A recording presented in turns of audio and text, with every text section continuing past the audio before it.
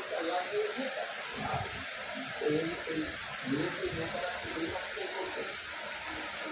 মুশকিল হচ্ছে বুঝিয়ে তারা আগুন জ্বালিয়ে দেওয়ার কাজটা করতে করতে মাঝে মধ্যে সে আগুন আটকে দেওয়ার ভয় থাকে, সেই জন্য দিচ্ছেন দলের নেতা কর্মীদের সতর্ক করে দিয়েছেন সিলেন্ডার দিতে।